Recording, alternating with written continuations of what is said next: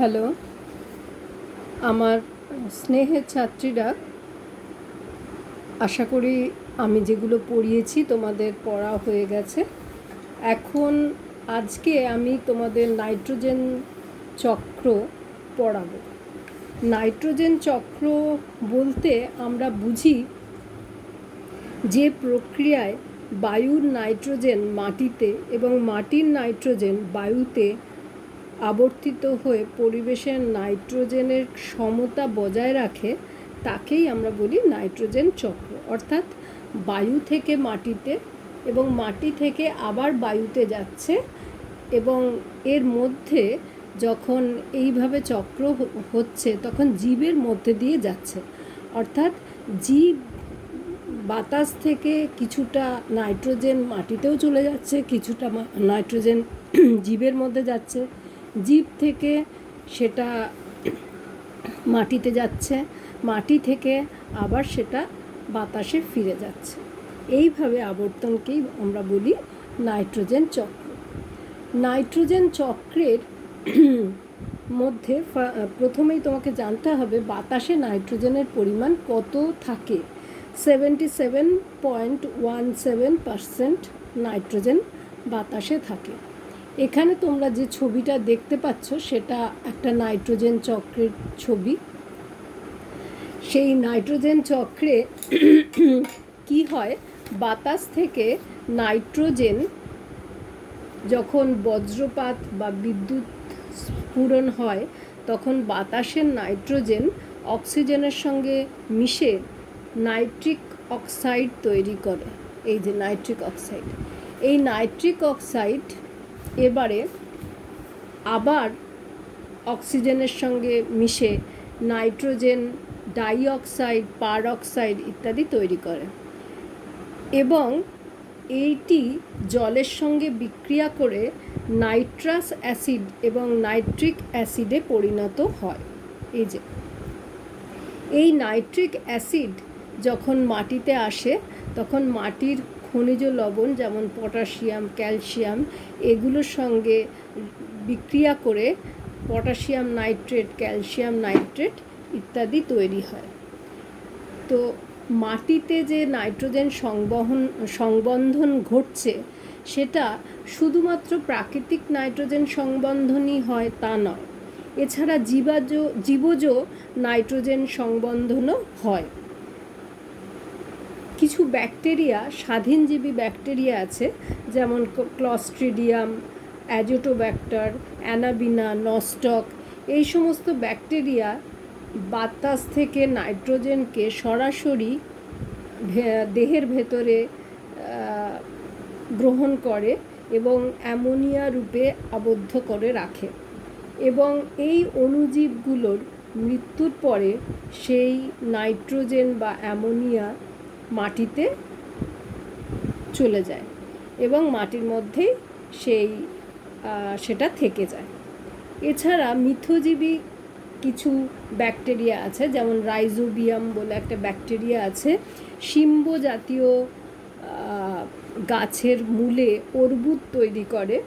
সেই অর্বুদের মধ্যে rhizobium bacteria থাকে। শিম্ব জাতীয় গাছ মানে ছোলা, মটর, শিম ইত্যাদি।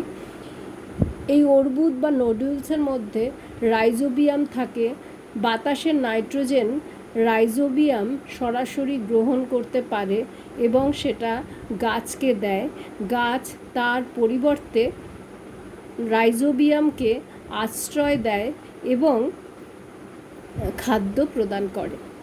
এছাড়া আরও কিছু মিথজীবী অণুজীব আছে, যেমন অ্যানোবিনা নামক নীলাভ সবুজ শৈবাল, অ্যাজোলা নামক জলজ ফার্নের পত্র গহ্বরে থাকে, সাইকাস নামক ব্যক্তবীজী গাছের মূলে বাস করেও নাইট্রোজেন সংবন্ধন করে, অর্থাৎ নাইট্রোজেন মাটির মধ্যে নিয়ে যায়। এছাড়া শিল্পজাত নাইট্রোজেন সংবন্ধন হয়, অর্থাৎ বিভিন্ন রাসায়নিক কারখানায় নাইট্রোজেন ঘটিত সার যেমন ইউরিয়া, অ্যামোনিয়া ইত্যাদি সার প্রস্তুত হয়।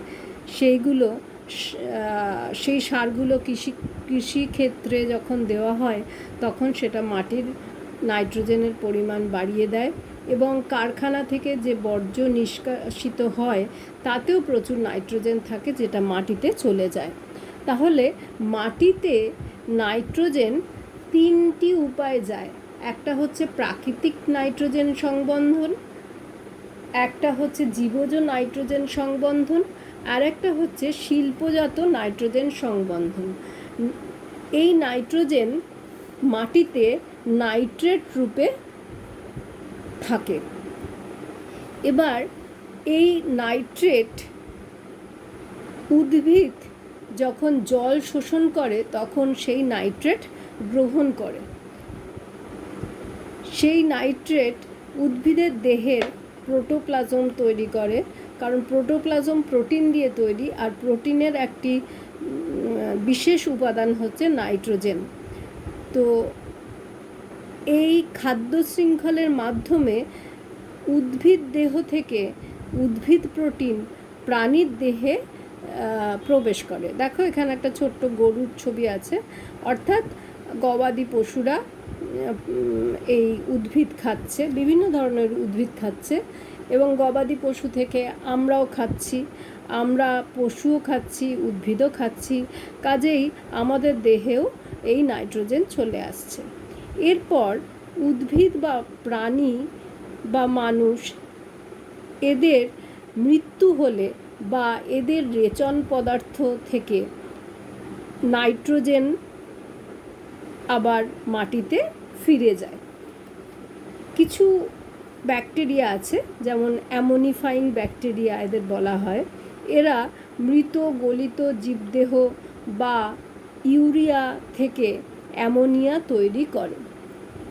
এই অ্যামোনিফাইং ব্যাকটেরিয়ার উদাহরণ হলো ব্যাসিলাস মাইকয়েডিস, ব্যাসিলাস র্যামোসাস, এইগুলো। এই রেচন পদার্থ থেকে বা মৃত বস্তু থেকে অ্যামোনিয়া তৈরি করার পদ্ধতিকে বলা হয় অ্যামোনিফিকেশন। অ্যামোনিয়া থেকে এবার নাইট্রাইট এবং নাইট্রেট তৈরি হয়। অ্যামোনিয়া থেকে নাইট্রাইট এবং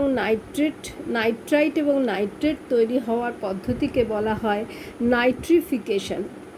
নাইট্রিফিকেশন করে অ্যামোনিয়া থেকে নাইট্রাইট করে নাইট্রোসোমোনাস ব্যাকটেরিয়া, এবং নাইট্রাইট থেকে নাইট্রেট করে নাইট্রোব্যাক্টার। এদের এই নাইট্রোসোমোনাস এবং নাইট্রোব্যাক্টার দুটো ব্যাকটেরিয়াকেই বলা হয় নাইট্রিফাইং ব্যাকটেরিয়া, যেহেতু এই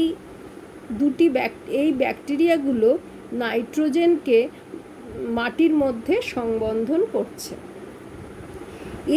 এরপর এই নাইট্রেট কিছুটা জলের সঙ্গে শোষণের মাধ্যমে উদ্ভিদের দেহে যায়, আবার প্রাণীর দেহে যায়, আবার এদের মৃত্যু হলে আবার মাটিতে ফিরে আসে। এইভাবে একটা সাইকেল হয়, এছাড়া চক্র চলে।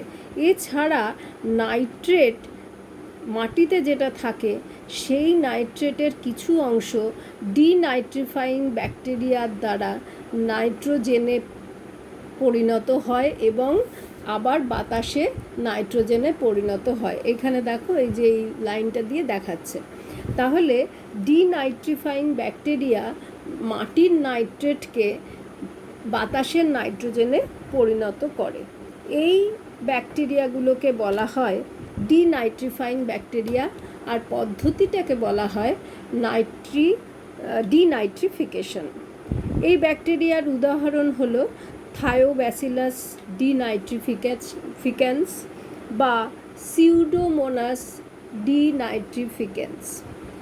আমরা এইখানে যে দেখলাম নাইট্রোজেন চক্র, এই নাইট্রোজেন চক্রের একটি বিশেষ তাৎপর্য আছে। নাইট্রোজেন চক্র যদি না হতো তাহলে বাতাসে বা মাটিতে নাইট্রোজেনের ভারসাম্য বজায় থাকতো না, এবং নাইট্রোজেন যেহেতু জীবকোষের একটি বিশিষ্ট উপাদান, এই নাইট্রোজেন যদি চক্রাকারে আবর্তিত না হতো তাহলে প্রোটোপ্লাজম তৈরি হতে পারত না। কাজেই নাইট্রোজেন চক্র একটা খুবই তাৎপর্যপূর্ণ ঘটনা, যেটা প্রকৃতির মধ্যে সবসময় ঘটে চলেছে। আমি এখানে যে ছবিটা তোমাদের দেখাচ্ছি সেই ছবিটা কিন্তু তোমাদের বইতে নেই, যেহেতু এই ছবিটা আরও অনেক ভালো সেই জন্যে আমি তোমাদের এই ছবিটা দেখাচ্ছি। আর তোমাদের বই থেকেও আমি আরেকবার দেখিয়ে দেবো। দেখো জলের মধ্যে যে নীলাভ সবুজ শৈবাল আছে, সেই শৈবাল নাইট্রোজেন সংবন্ধন করছে। আর কিছু জীবাণু আছে মাটিতে স্বাধীনভাবে থাকে, কিছু জীবাণু আছে মিথজীবী হিসেবে থাকে। এরা প্রত্যেকেই নাইট্রোজেনকে আবর্তিত হতে সাহায্য করছে। তোমাদের বইয়ে মোটামুটি যেরকম ছবিগুলো আছে সেই ছবিগুলো তোমরা দেখো, দেখলে আরেকবার আমি একটু বলে দিচ্ছি তাহলে তোমাদের সুবিধা হবে। বায়ুমণ্ডলের নাইট্রোজেন থাকছে 77.17%। এই নাইট্রোজেন নাইট্রিফিকেশান পদ্ধতিতে বিভিন্নভাবে নাইট্রিফিকেশান পদ্ধতি হচ্ছে প্রাকৃতিক নাইট্রোজেন সংবন্ধন, জীবজ নাইট্রোজেন সংবন্ধন আর শিল্পজাত নাইট্রোজেন সংবন্ধন। এই সংবন্ধনের ফলে এটা নাইট্রেটে পরিণত হচ্ছে। এই যে এখানে দেখো নাইট্রেটে পরিণত হচ্ছে। নাইট্রেট এবার যখন সবুজ উদ্ভিদ জল শোষণ করছে ক্যালসিয়াম নাইট্রেট বা পটাশিয়াম নাইট্রেট হিসেবে উদ্ভিদের দেহে যাচ্ছে। এছাড়া কিছু উদ্ভিদ মিথজীবী প্রক্রিয়ায়ও উদ্ভিদের মধ্যে নাইট্রোজেন দিচ্ছে। এই উদ্ভিদ থেকে নাইট্রোজেন প্রাণী দেহে প্রোটোপ্লাজম তৈরি করছে, আর উদ্ভিদেরও প্রোটোপ্লাজম তৈরি হচ্ছে। এবার উদ্ভিদ এবং প্রাণী যখন রেচন কার্য করছে কিংবা উদ্ভিদ বা প্রাণী যখন মৃত হচ্ছে, মারা যাচ্ছে, তখন কিছু ব্যাকটেরিয়া সেই মৃত গলিত পদার্থ থেকে অ্যামোনিয়া তৈরি করছে। অ্যামোনিয়া তৈরি করার পদ্ধতিকে বলা হয় অ্যামোনিফিকেশন। অ্যামোনিফিকেশন করে এরম একটা ব্যাকটেরিয়ার নাম হচ্ছে ব্যাসিলাস মাইকয়েডিস। অ্যামোনিয়া থেকে আবার নাইট্রিফিকেশন হয়ে নাইট্রাইট তৈরি হচ্ছে, নাইট্রাইট থেকে নাইট্রেট তৈরি হচ্ছে। এগুলো যেহেতু নাইট্রেট তৈরি করছে সেই জন্যে এই ব্যাকটেরিয়াগুলোকে বলা হয় নাইট্রিফাইং ব্যাকটেরিয়া।